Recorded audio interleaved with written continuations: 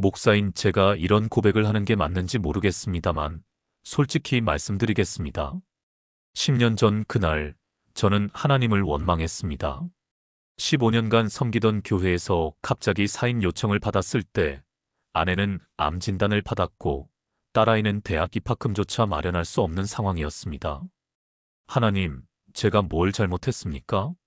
무릎 꿇고 울부짖었지만, 하늘은 침묵했습니다. 매일 새벽 기도를 했고 11조를 빠뜨린 적도 없었고 하나님의 일에 최선을 다했다고 생각했는데 왜 이런 일이 생겼는지 도무지 이해할 수 없었습니다.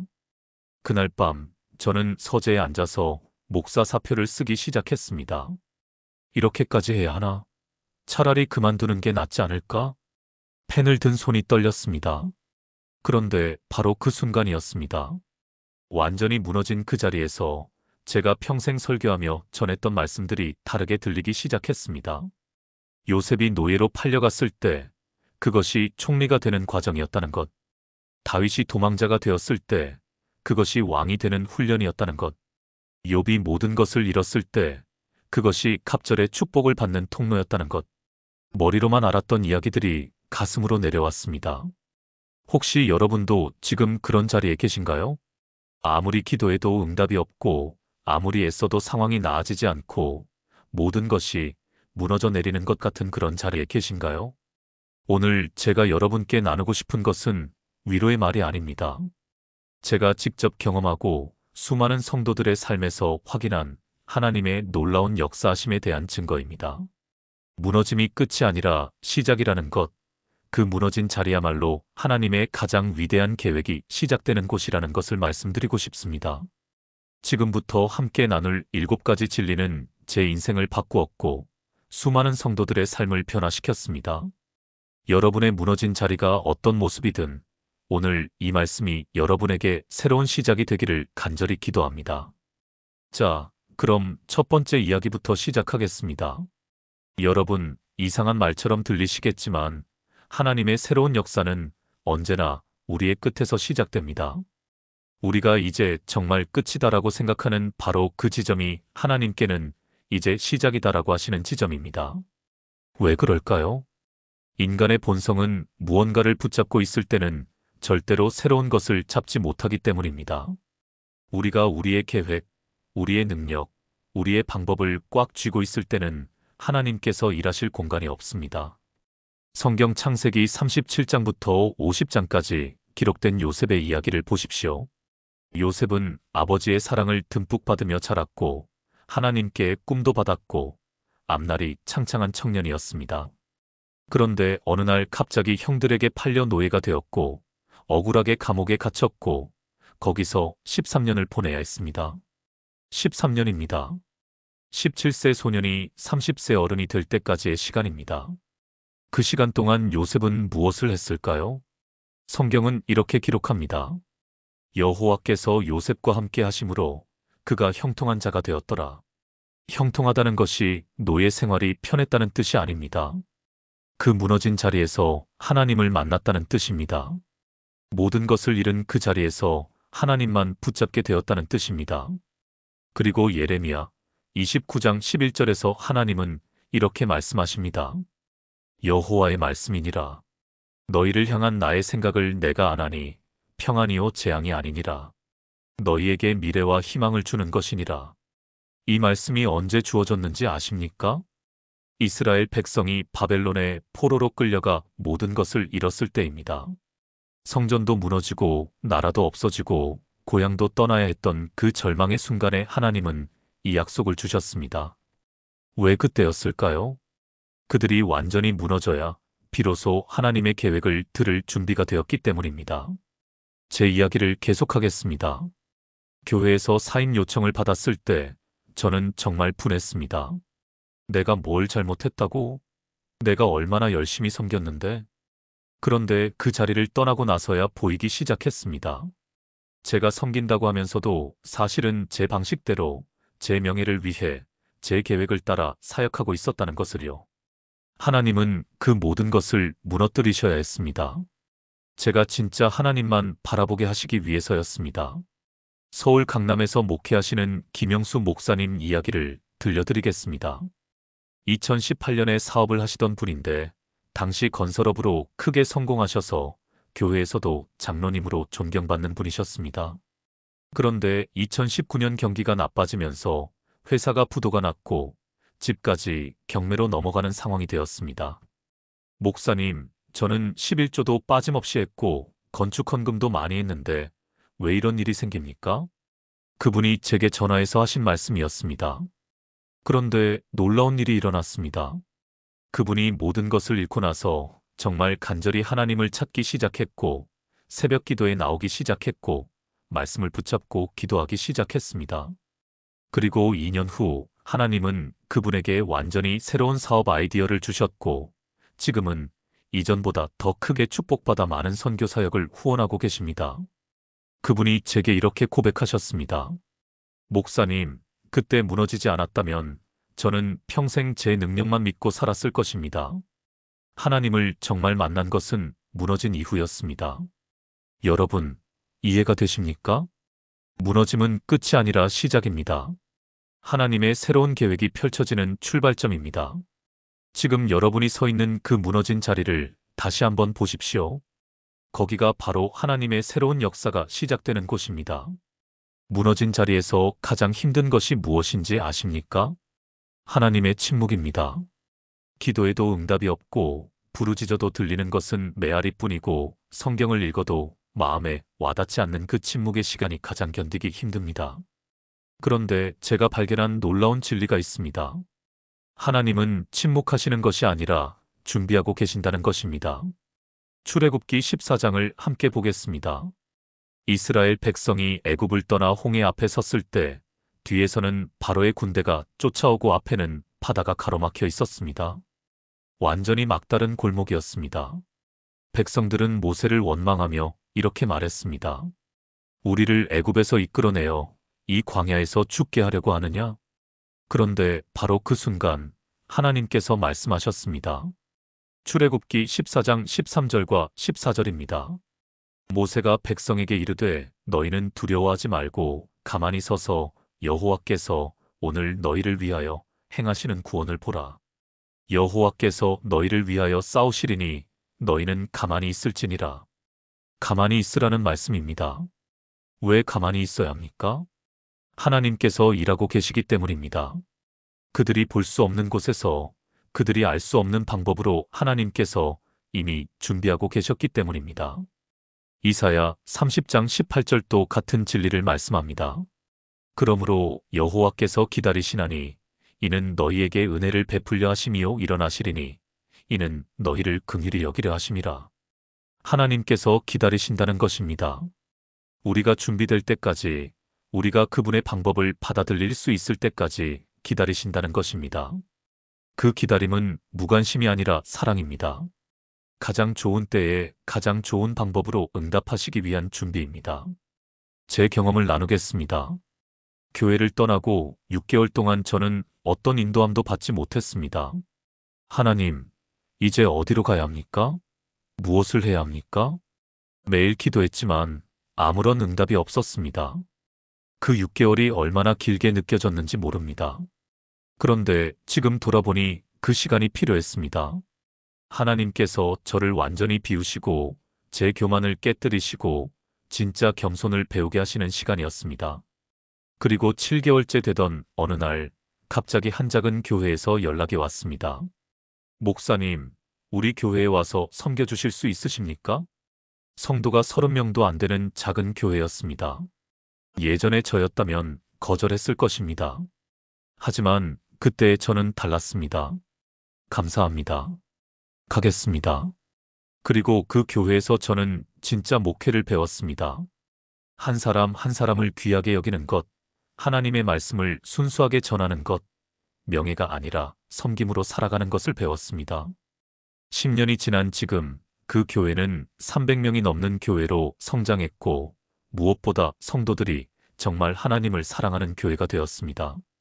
하나님께서 침묵하셨던 그 6개월이 사실은 가장 중요한 준비의 시간이었습니다. 부산에 사시는 이순자 권사님 이야기도 들려드리겠습니다. 50대 중반에 남편이 갑자기 심장마비로 세상을 떠나셨습니다. 두 아들은 아직 대학생이었고 빚만 남았고 권사님은 한 번도 일을 해본 적이 없으셨습니다. 하나님, 왜 이러십니까? 제가 무슨 죄를 지었습니까? 3년 동안 권사님은 하나님께 이 질문만 반복하셨다고 합니다. 응답은 없었습니다. 그런데 3년이 지나고 권사님은 작은 식당을 시작하셨습니다. 처음에는 손님도 없고 힘들었지만 권사님은 식당을 하면서도 매일 새벽 기도를 나가셨고 손님 한 분 한 분을 하나님이 보내신 소중한 분으로 섬기셨습니다. 5년 후 그 식당은 부산에서 소문난 맛집이 되었고 두 아들은 대학을 졸업하고 좋은 직장에 취직했습니다. 하지만 더 놀라운 것은 권사님의 변화였습니다. 목사님, 남편이 살아있을 때는 제가 아무것도 할 줄 몰랐습니다. 그런데 이 모든 고난을 통해서 하나님께서 저를 독립적이고 강한 사람으로 만드셨습니다. 이제는 감사합니다. 하나님의 침묵처럼 보였던 그 3년이 사실은 가장 치열한 준비의 시간이었습니다. 여러분, 지금 하나님께서 침묵하고 계신 것처럼 느껴지십니까? 그것은 침묵이 아닙니다. 준비입니다. 여러분을 위한 가장 완벽한 계획을 준비하시는 하나님의 작업 시간입니다. 조금만 더 기다려 보십시오. 가만히 서서 하나님께서 일하시는 것을 보게 될 것입니다. 하나님께서 우리를 무너뜨리시는 이유가 무엇일까요? 우리를 괴롭히시려는 것일까요? 절대 아닙니다. 무너뜨리시는 것은 정화하시기 위함입니다.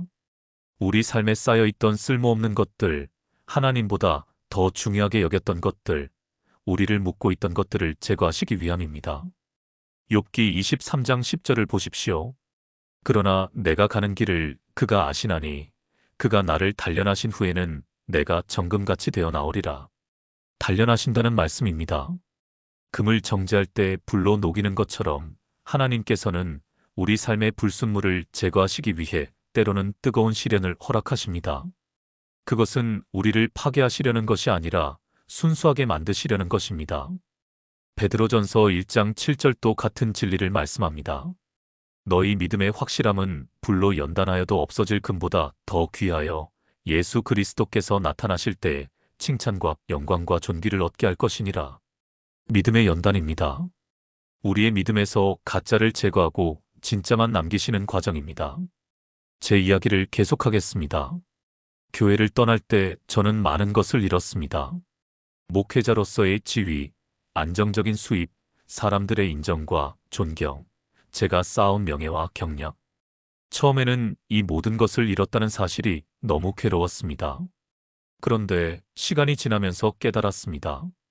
제가 잃은 것들이 사실은 제 신앙생활에 방해가 되는 것들이었다는 것을요. 저는 하나님을 섬긴다고 하면서도 사람들의 인정을 더 갈망했고 하나님의 영광보다 제 명예를 더 중요하게 여겼고 십자가의 길보다 성공의 길을 더 추구했습니다. 하나님께서는 이 모든 불순물을 제거하셔야 했습니다. 저를 진짜 하나님의 종으로 만드시기 위해서였습니다. 그 과정이 고통스러웠지만 지금은 감사합니다. 그 정화 과정이 없었다면 저는 평생 가짜 신앙으로 살았을 것이기 때문입니다. 대전에 계시는 박철수 집사님 이야기를 나누겠습니다. 40대 중반에 대기업에 다니시던 분인데 회사에서 갑자기 명예퇴직 대상이 되셨습니다. 20년을 한 회사에 충성했는데 하루아침에 나가야 하는 상황이 되었습니다. 하나님, 이게 무슨 일입니까? 저는 교회도 열심히 섬기고 헌금도 많이 하는데 왜 이런 일이 생깁니까? 집사님은 분노와 배신감으로 가득 차서 몇 달 동안 교회조차 나오지 못했습니다. 그런데 그 시간 동안 하나님께서는 집사님의 마음을 만지기 시작하셨습니다. 내가 정말로 나를 신뢰하느냐? 내가 붙잡고 있는 것이 나냐? 내 직장이냐? 집사님은 깨닫기 시작했습니다. 자신이 하나님을 믿는다고 하면서도 실제로는 직장에, 월급에, 안정에 의지하고 있었다는 것을요. 그 후 집사님은 작은 사업을 시작하셨는데 처음 2년은 정말 힘들었다고 합니다. 하지만 그 2년 동안 집사님은 진짜 하나님만 의지하는 법을 배우셨습니다. 매일 새벽 사무실에서 무릎 꿇고 기도하셨고 모든 일에 하나님의 인도하심을 구하셨습니다.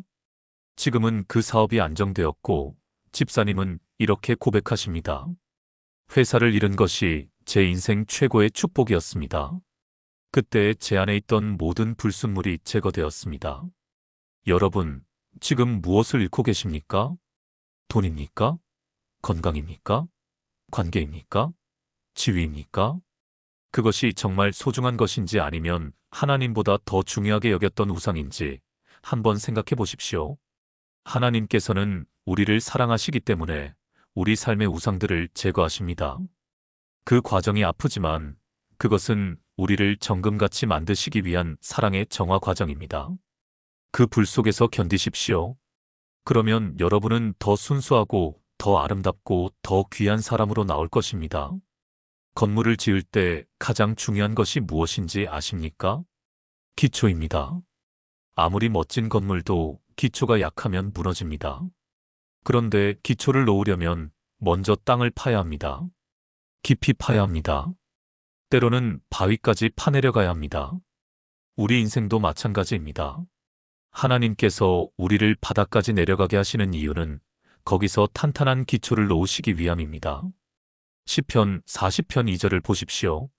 나를 기가 막힐 웅덩이와 수렁에서 끌어올리시고 내 발을 반석 위에 두사 내 걸음을 견고하게 하셨도다. 기가 막힐 웅덩이와 수렁이라는 표현을 주목하십시오. 다윗은 정말 바닥까지 내려갔던 사람입니다.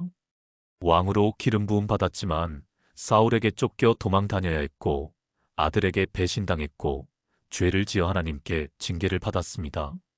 그런데 하나님께서는 그 바닥에서 다윗을 끌어올리셨고 그의 발을 반석 위에 두셨습니다. 바닥까지 내려갔기 때문에 반석을 만날 수 있었던 것입니다. 반석 같은 믿음은 순탄한 인생에서 만들어지지 않습니다. 바닥까지 내려가 본 사람만이 진짜 반석이 무엇인지 알게 됩니다. 제가 교회를 떠나고 가장 힘들었던 순간은 경제적으로 바닥을 쳤을 때였습니다. 통장 잔고가 몇만 원밖에 남지 않았고 월세를 내지 못해 집주인에게 독촉을 받았고 아이들 학비를 걱정해야 하는 상황이었습니다. 목사로서 30년 가까이 살았는데 이런 경험은 처음이었습니다. 그날 밤 저는 하나님 앞에 엎드렸습니다. 하나님, 저는 이제 정말 아무것도 없습니다. 제 능력도, 제 방법도, 제 계획도 모두 소용없습니다. 오직 하나님만이 저를 살리실 수 있습니다. 그때였습니다. 정말로 하나님만 붙잡게 된 것은 제 능력이 있을 때는 하나님을 의지한다고 하면서도 사실은 제 능력을 의지하고 있었습니다. 제 방법이 있을 때는 하나님의 인도하심을 구한다고 하면서도 사실은 제 방법대로 하고 있었습니다. 그런데 바닥까지 내려가니 정말로 하나님 외에는 붙잡을 것이 없었습니다. 그것이 저에게는 가장 큰 축복이었습니다. 바닥에서 만난 하나님은 제 인생의 진짜 반석이 되셨습니다. 광주에 계시는 최미경 권사님 이야기를 나누겠습니다. 남편의 사업 실패로 20억 원의 빚을 지게 되셨습니다. 집도 날리고 차도 압류되고 한순간에 모든 것을 잃으셨습니다. 권사님 부부는 작은 월세방으로 이사를 했고 둘 다 아르바이트를 시작하셨습니다. 60대의 나이에 식당에서 설거지를 하고 청소를 하고 새벽 배달 일까지 하셨습니다. 목사님, 저희가 무슨 죄를 지었기에 이런 일이 생긴 걸까요? 권사님이 제게 전화로 울면서 물으셨습니다. 저는 이렇게 대답했습니다. 권사님, 하나님께서 지금 권사님의 발을 반석 위에 놓으시려고 준비하고 계십니다. 이 바닥이 곧 권사님의 새로운 기초가 될 것입니다. 5년이 지난 지금 권사님 부부는 빚의 절반 이상을 갚으셨고 무엇보다 놀라운 것은 그분들의 신앙입니다. 목사님, 돈이 많을 때는 교회에 나와도 형식적이었습니다. 그런데 이제는 정말 하나님이 필요합니다. 매일 하나님께 매달립니다. 이것이 진짜 신앙인 것 같습니다. 권사님의 고백이었습니다. 바닥까지 내려가셨기 때문에 반석을 만나셨던 것입니다. 여러분, 지금 바닥에 계신가요? 더 이상 내려갈 곳이 없을 만큼 바닥에 계신가요? 축하드립니다. 거기가 바로 반석을 만나는 자리입니다. 거기서 하나님께서 여러분의 발을 견고하게 세우실 것입니다. 바닥은 끝이 아니라 가장 튼튼한 기초를 놓는 시작입니다. 우리가 평안할 때 드리는 기도와 무너졌을 때 드리는 기도는 다릅니다. 평안할 때는 형식적인 기도, 의무적인 기도, 습관적인 기도를 할 때가 많습니다. 그런데 무너졌을 때는 진짜 기도가 나옵니다. 간절한 기도, 절박한 기도, 영혼에서 우러나오는 진짜 기도가 나옵니다. 시편 51편은 다윗이 밧세바와 간음하고 우리아를 죽인 후 나단 선지자의 책망을 받고 드린 기도입니다. 완전히 무너진 자리에서 드린 기도입니다. 1절부터 4절을 보십시오. 하나님이여 주의 인자를 따라 내게 은혜를 베푸시며 주의 많은 긍휼을 따라 내 죄악을 지워주소서. 나의 죄악을 말갛게 씻으시며 나의 죄를 깨끗이 제하소서. 물은 나는 내 죄악을 아오니 내 죄가 항상 내 앞에 있나이다. 내가 주께만 범죄하여 주의 목전에 악을 행하였사오니. 이것이 진짜 기도입니다. 변명 없는 기도, 자신의 죄를 인정하는 기도, 오직 하나님의 긍휼만 구하는 기도입니다. 누가복음 18장에 나오는 세리의 기도도 마찬가지입니다. 하나님이여 불쌍히 여기소서. 나는 죄인이로소이다. 이 짧은 기도가 바리새인의 긴 기도보다 하나님께 상달되었습니다. 왜냐하면 진짜였기 때문입니다. 자신의 무너진 상태를 있는 그대로 인정하고 하나님께 매달리는 진짜 기도였기 때문입니다. 제가 가장 뜨겁게 기도했던 때가 언제였는지 아십니까? 교회를 떠나고 경제적으로 바닥을 쳤을 때였습니다. 그전에도 기도는 했습니다. 매일 새벽 기도를 했고 금식 기도도 했고 철야 기도도 했습니다. 하지만 솔직히 고백하면 그 기도들은 대부분 형식적이었습니다. 목사니까 해야 하는 기도, 사람들에게 본을 보여야 하는 기도, 습관적인 기도였습니다. 그런데 무너지고 나서는 달랐습니다. 기도하지 않으면 살 수 없었습니다. 새벽에 깨어나면 자연스럽게 무릎을 꿇게 되었고 눈물이 흘렀고 하나님께 매달렸습니다. 하나님, 저를 불쌍히 여기소서. 저를 버리지 마소서. 제가 어디로 가겠습니까? 오직 하나님만이 저의 소망입니다. 이것이 진짜 기도였습니다. 그리고 놀랍게도 하나님께서는 이 기도에 응답하기 시작하셨습니다. 인천에 계시는 정수진 집사님 이야기를 나누겠습니다. 30대 초반에 유방암 진단을 받으셨습니다. 2살, 4살 어린 아이들을 두고 암 투병을 해야 하는 상황이었습니다. 하나님, 저는 죽기 싫습니다. 제 아이들을 키워야 합니다. 제발 저를 살려주세요.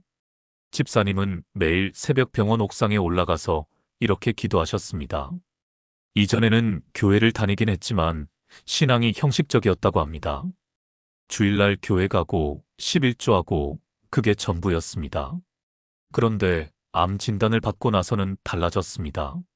정말로 하나님이 필요했고 정말로 하나님께 매달렸고 정말로 하나님만 의지했습니다.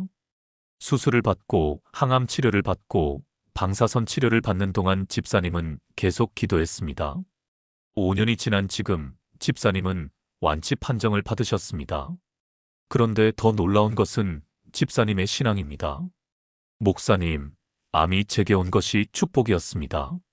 암이 아니었으면 저는 평생 형식적인 신앙으로 살았을 것입니다. 암 때문에 진짜 하나님을 만났습니다. 집사님의 고백이었습니다. 무너진 자리에서 진짜 기도를 시작했고 그 기도를 통해 진짜 하나님을 만났던 것입니다. 여러분, 지금 기도가 막혀 있으십니까? 기도에도 형식적이고 마음에 와닿지 않으십니까? 그렇다면 여러분의 무너진 상태를 있는 그대로 하나님께 고백해 보십시오. 하나님, 저는 지금 완전히 무너졌습니다. 제 힘으로는 일어설 수 없습니다. 저를 불쌍히 여기소서. 이것이 진짜 기도의 시작입니다. 하나님께서는 이런 기도를 기다리고 계십니다. 무너졌을 때 우리는 이렇게 생각합니다. 이제 끝이다. 다시는 회복할 수 없다. 그런데 하나님의 방법은 다릅니다. 하나님께서는 무너진 조각들을 그냥 버리지 않으십니다. 그 조각들을 하나하나 주워 모으셔서 전보다 더 아름다운 작품으로 만드십니다. 고린도후서 5장 17절을 보십시오. 그런즉 누구든지 그리스도 안에 있으면 새로운 피조물이라. 이전 것은 지나갔으니 보라 새 것이 되었도다. 새로운 피조물이라는 것입니다. 이전 것이 지나가고 완전히 새로운 것이 된다는 것입니다. 에베소서 2장 10절도 같은 진리를 말씀합니다. 우리는 그가 만드신 바라. 그리스도 예수 안에서 선한 일을 위하여 지으심을 받은 자니. 만드신 바라는 표현을 주목하십시오. 우리는 하나님의 작품입니다. 하나님께서는 우리를 단지 고치시는 것이 아니라 새롭게 창조하시는 예술가이십니다. 제 인생이 그 증거입니다. 10년 전 교회를 떠날 때 저는 완전히 산산조각 났습니다. 목회자로서의 정체성도 깨지고 경제적 안정도 깨지고 자존감도 깨지고 미래에 대한 희망도 깨졌습니다. 그런데 하나님께서는 그 조각들을 하나하나 주우셨습니다. 그리고 전혀 다른 방식으로 재조립하기 시작하셨습니다. 이전에 저는 큰 교회를 섬기는 것이 성공이라고 생각했습니다. 많은 성도를 모으고 큰 건물을 짓고 유명해지는 것이 목표였습니다. 그런데 하나님께서는 제게 작은 교회를 맡기셨습니다. 처음에는 실망했습니다. 이게 뭐야? 이렇게 작은 교회를 섬기려고 신학교를 다녔나? 그런데 시간이 지나면서 깨달았습니다. 하나님께서 제게 정말 중요한 것을 가르치고 계신다는 것을요. 한 영혼의 소중함, 진정한 섬김, 명예가 아닌 사랑으로 하는 목회. 10년이 지난 지금 저는 이전보다 훨씬 더 행복합니다. 교회는 작지만 성도들과의 관계는 깊고 수입은 적지만 마음은 평안하고 유명하지는 않지만 하나님께 인정받는 삶을 살고 있습니다.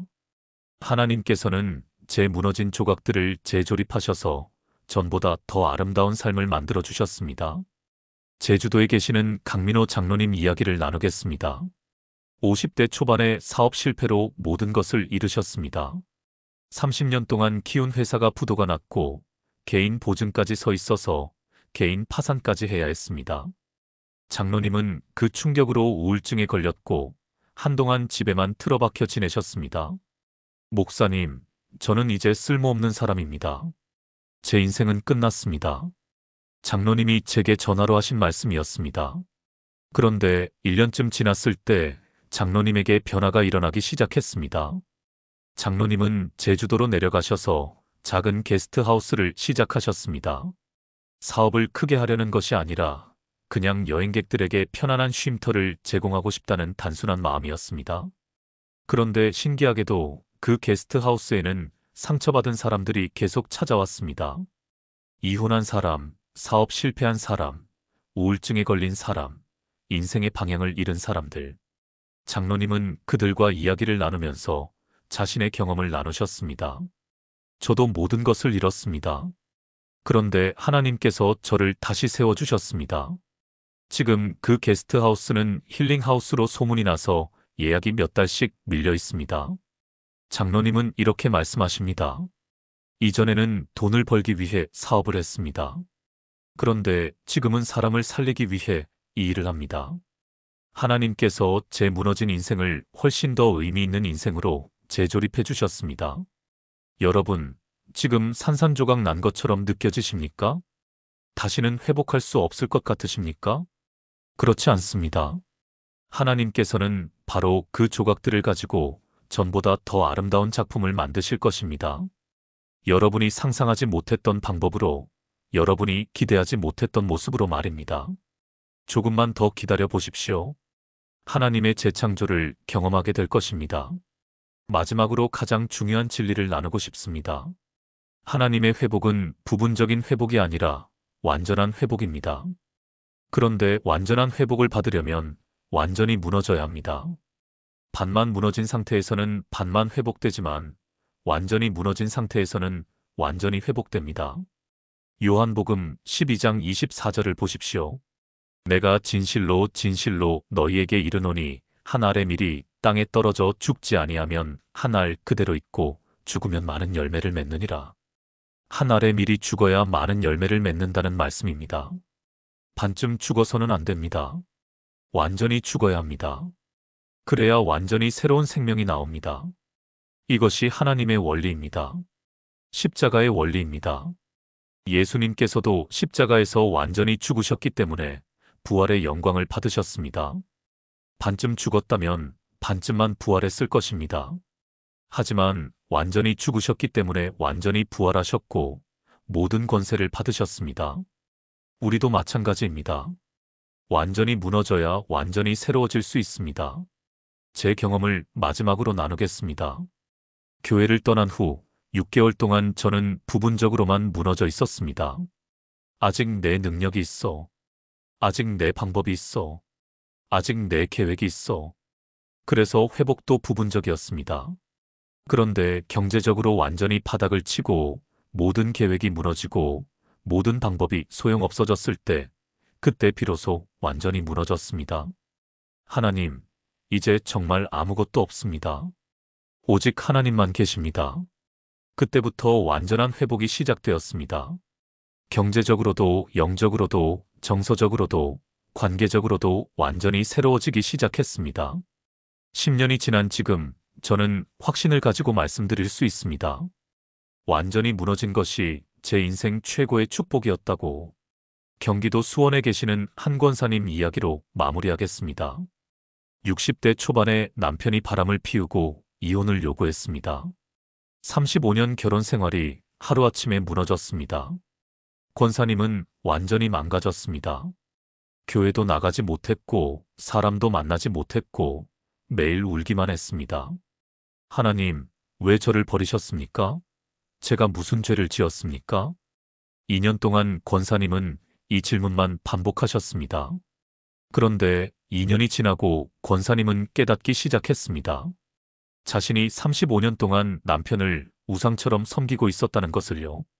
하나님보다 남편을 더 사랑했고 하나님의 뜻보다 남편의 뜻을 더 따랐고 하나님께 의지한다고 하면서도 실제로는 남편에게 의지하고 있었다는 것을요. 하나님께서는 그 우상을 무너뜨리셔야 했습니다. 권사님이 진짜 하나님만 바라보게 하시기 위해서였습니다. 3년째 되던 해, 권사님은 완전히 변화되었습니다. 이혼 상처는 남아있었지만 하나님과의 관계는 완전히 새로워졌습니다. 매일 새벽 기도에 나가고 성경을 읽고 하나님과 깊은 교제를 나누기 시작했습니다. 그리고 같은 상처를 가진 사람들을 위로하는 사역을 시작했습니다. 지금 권사님은 이혼 가정을 위한 회복 사역을 하고 계시며 수많은 사람들에게 희망을 주고 계십니다. 목사님, 남편이 저를 버린 것이 하나님의 축복이었습니다. 그 일이 없었다면 저는 평생 하나님을 진짜로 만나지 못했을 것입니다. 권사님의 고백이었습니다. 완전히 무너졌기 때문에 완전히 회복되었고, 완전히 새로워졌고, 완전히 다른 삶을 살게 되었습니다. 여러분, 지금 완전히 무너져 있으십니까? 더 이상 무너질 것도 없을 만큼 바닥에 계십니까? 그렇다면 축하드립니다. 이제 완전한 회복이 시작될 것입니다. 하나님께서는 반쯤 무너진 인생을 반쯤 회복시키시는 분이 아닙니다. 완전히 무너진 인생을 완전히 새롭게 하시는 분입니다. 여러분의 완전한 무너짐이 완전한 회복의 시작이 되기를 축복합니다. 사랑하는 여러분, 지금까지 우리는 7가지 진리를 함께 나누었습니다. 첫째, 무너짐이 바로 시작점이라는 것. 둘째, 하나님은 침묵하는 것이 아니라 준비하고 계신다는 것. 셋째, 무너짐은 쓸모없는 것들을 제거하는 정화 과정이라는 것. 넷째, 바닥은 탄탄한 기초가 되는 자리라는 것. 다섯째, 무너진 자리에서 진짜 기도가 시작된다는 것. 여섯째, 하나님은 무너진 조각들을 더 아름답게 재조립하신다는 것. 일곱째, 완전한 무너짐 후에야 완전한 회복이 온다는 것. 이 7가지는 단순한 이론이 아닙니다. 제가 직접 경험했고 수많은 성도들의 삶에서 확인한 하나님의 살아계신 역사입니다. 지금 여러분이 무너진 자리에 있다면 그것이 끝이 아니라 하나님의 위대한 계획이 시작되는 곳이라는 것을 기억하시기 바랍니다. 여러분의 무너짐 속에 숨겨진 하나님의 계획을 발견하시기를 간절히 기도합니다. 오늘 이 말씀이 여러분의 마음에 닿았다면 좋아요를 눌러주시고 아래 댓글란에 아멘이라고 남겨주세요. 그리고 지금 무너진 자리에서 힘들어하고 계신 분들이 계시다면 이 영상을 공유해서 함께 위로와 희망을 나눠주시기 바랍니다. 여러분 모두에게 하나님의 완전한 회복과 새로운 시작이 있기를 축복합니다. 감사합니다.